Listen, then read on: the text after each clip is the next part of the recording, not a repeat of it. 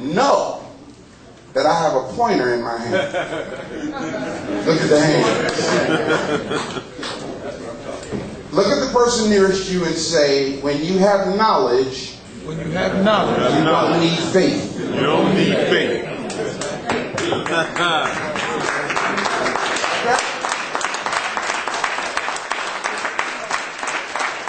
When you know something, you don't have to believe it. That's right.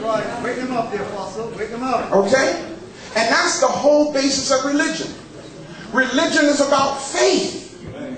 And then what they did is they put a built-in self-defense mechanism into their program which tells you without faith it is impossible to please God. Did they teach you that? Yeah. Which means the only way you can please God is to believe in what you can't verify. Wow. And then want to try to get you to take a course in theology.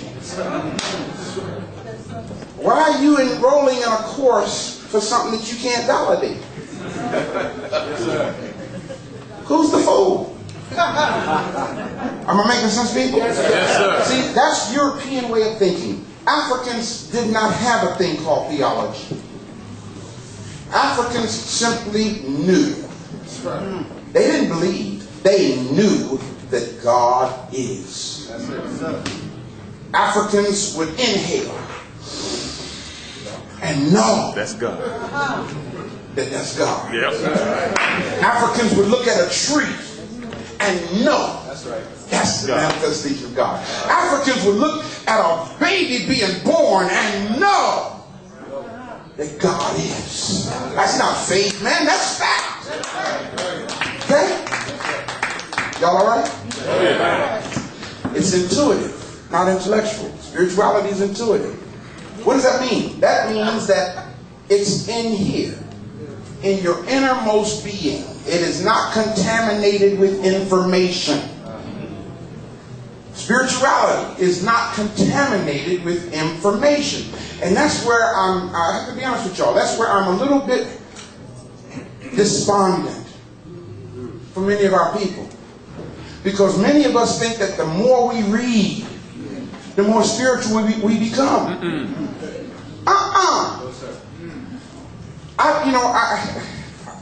Don't mistake what I'm saying. I'm just trying to share something I said with y'all not too long ago.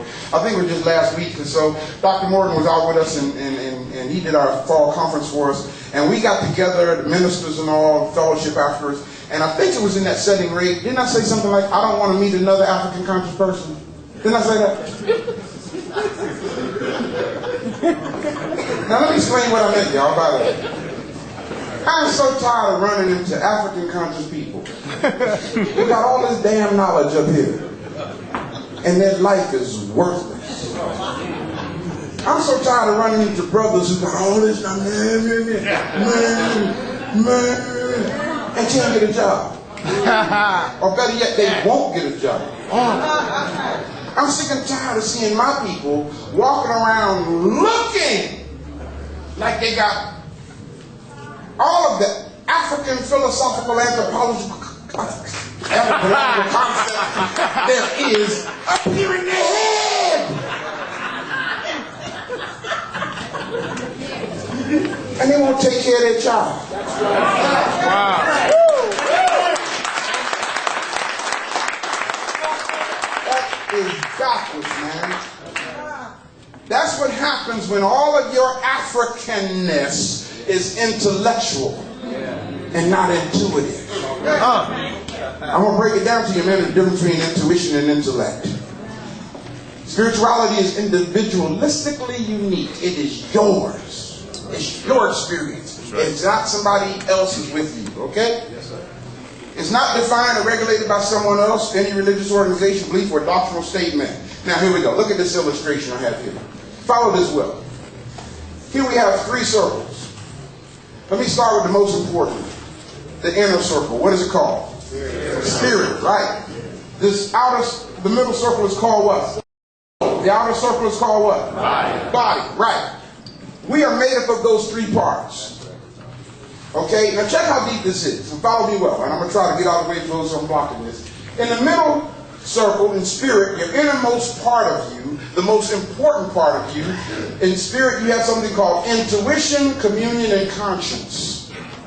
Okay? Please understand, intuition is that part of us where spirit or the creator creatress speaks to us.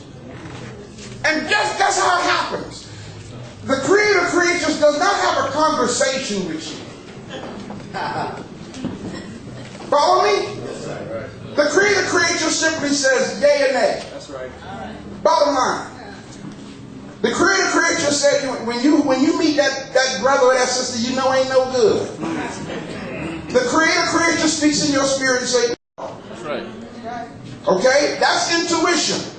When you get ready to make a life decision, a life-changing decision, or major decision in your life, the creator creatress speaks in your intuition and says, yay, nay, one or the other. That's right. Don't get into a conversation with you. Now what happens is, we go to war with our intuition with this thing in our soul called intellect. You follow me? Yes, sir. Yes, sir. See, what happens in the soul is not spiritual. That's soulical.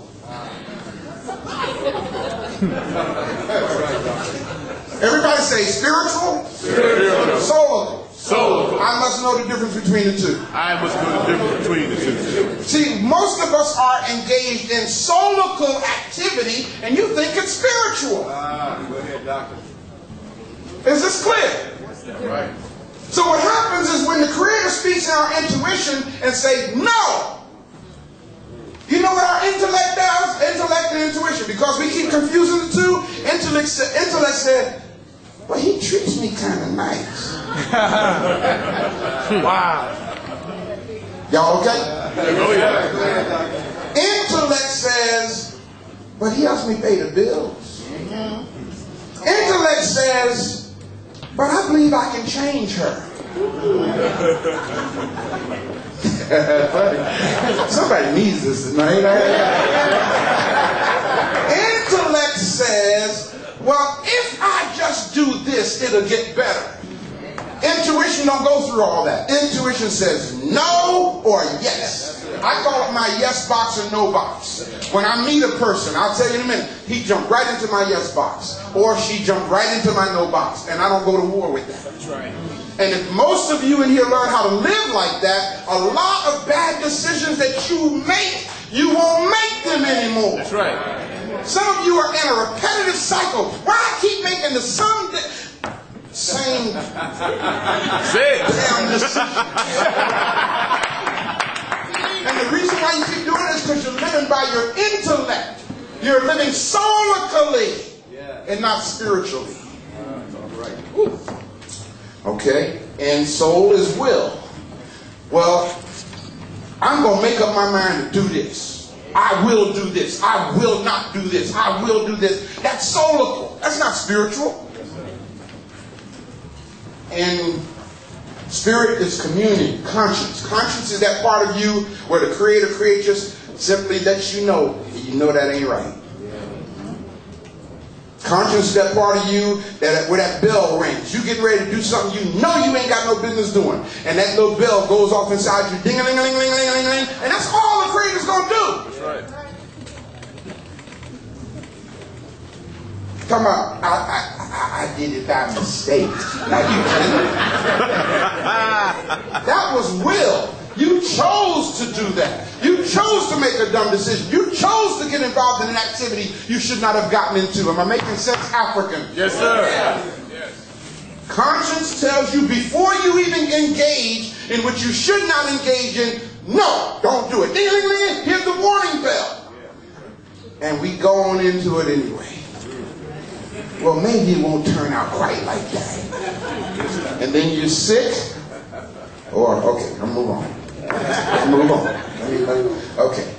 The mind of most Africans is still limited by what Eurocentric historiographers have placed within it. Think about what I just said. What kind of historiographers? Eurocentric. Eurocentric. I didn't say white historiographers. I said Euro.